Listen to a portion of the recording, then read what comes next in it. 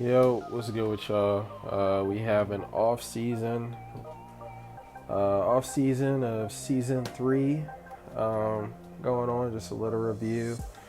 Take a look at the draft results. Tatum, second round, that was our star running back. He was a 93 overall, a dog. Peyton Bowen, solid safety for us. Left tackle, third round. Middle linebacker, you see it. Let's see how many we went. 1, 2, 3, 4, 5, 6, 7, 8. So yeah, 8 guys get drafted. Not too bad. Yeah, not too bad, man. A lot of our guys are coming back. We're going to take a look at this recruiting. You can see, got that #1 class in the country. Yes, sir. I can drop a recruiting vid for y'all, a tutorial if y'all want me to.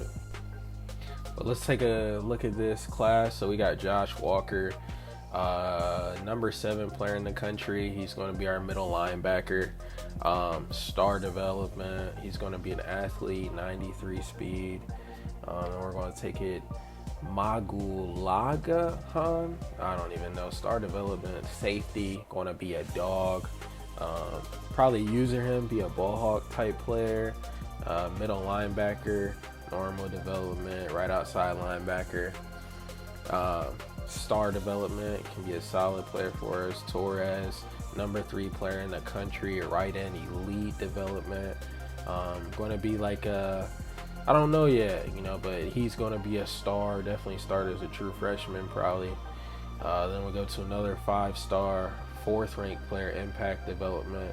You see the power moves, he's going to be in the backfield getting sacks for sure. But, we got Darryl, elite development, defensive tackle, 8th ranked player in the country. And we got a 5-star QB coming in, Ruben. We got 2 QBs coming in. I'll get to Ty Kale here in a second. But yeah, man, this class is looking really good. Ty Kale. He could be a Johnny Manziel type player for us. The 94 sprint speed. He's an option king, magician, off platform, star development, can be a superstar for us here. If he ends up fighting for that starting spot, then we got a running back who will be good in a couple years. He has impact. Wide receiver, impact. Right outside linebacker. We just solid players across the board. Definitely a good recruiting class for me. And right here, what I want to show you, I'm going to show you top prospects. The top 10 players, right? We got the #2 ranked player in the country, #3 ranked player in the country, #4 ranked player in the country, the 7th ranked player in the country, the 8th ranked player in the country, the 12th, the 15th. You get what I'm saying? We really do this for real here at Oklahoma. But how many is that in the top 10 alone? That's 5. We have 5 of the top 10 players coming to Oklahoma. All these guys are on the defensive side. This defense in 3 years, bro, we'll probably have a good 7, 8, 99 overalls on that defensive side. Then you look at the quarterback position, #3 ranked player. This guy, lastly, did us so foul. He was the #1 player in the country, and he committed to Georgia last second. We really thought we were going to get him. He was our #1. Actually, we were his #1 team for the longest team. He went on a visit and ended up instant committing after the visit. But that's what, I can do a tutorial on recruiting for you guys, but that's what you guys want, is you want them to instant commit after the visit. If a guy goes on a visit to your school and he's not committing the very next week, more than likely someone else is going to come and steal him. You want these guys to commit to you early on so other people can't get the visits, because then it's very easy for them to go there and say they have a top 25 ranked team coming, they beat them, they're going to want to go there. You know what I'm saying? So another great class. Last year we got 10 5-stars. Yes, you heard me correctly. We had 10 5-stars coming to our program. I'll show you a couple of them. Kevin Loletta, he was a number 2 ranked quarterback in last year's class. Darisaw was the number 3 ranked quarterback. Boozer was the number 4 ranked quarterback. So we had 3 of the top 4 guys come to our school last season. Then we had the number 2 ranked running back, Sateke. It's a kind of a fire name, but he's white, so it doesn't really fit him. But he was the number 1 or the number 2 ranked running back out of last year's class. You know, our team is solid, man, across the board. This next year, man, if we don't get a chip this next year, I might need to be fired for real, because we have the talent. So, but yeah, that's going to wrap up recruiting and then the team overview.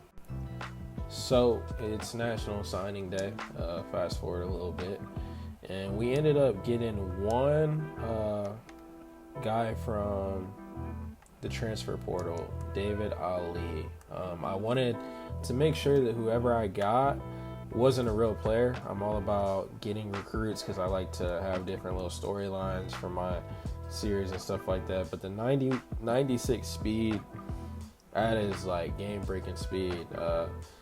Guy out of Texas, so a pipeline state for us, but you see it, you know, you see the top class. Did we get it? Yeah, we got the top class. 27 total commits, 7 5-stars.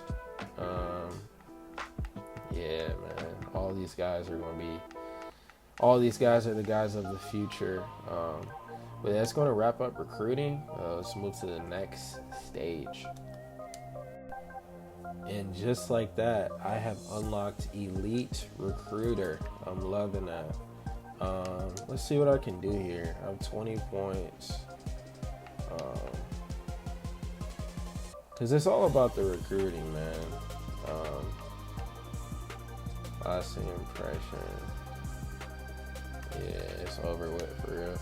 It's going to be like quarterback U, bro. Like, it's definitely what I'm trying to build here is the quarterback university, where if you want to be great, you come to Oklahoma. You know, you can kind of see that from my storylines and what I kind of focus on talking about in my videos.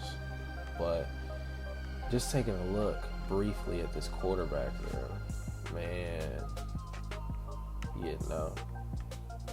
But yeah. So we simmed a week. Gonna have to cut some guys. Try to do this pretty quickly. It's realistic that Slavis would want to get out of here after he got his position taken. Yeah, Kev Loletta is a year younger than him, and he's just better. You know what I'm saying? He's just better. Darisaw, it's realistic he'd want to leave.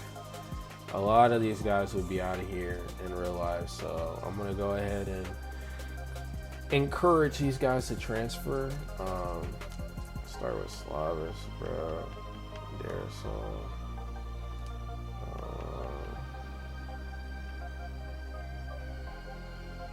Yeah, so I'll be back in a sec.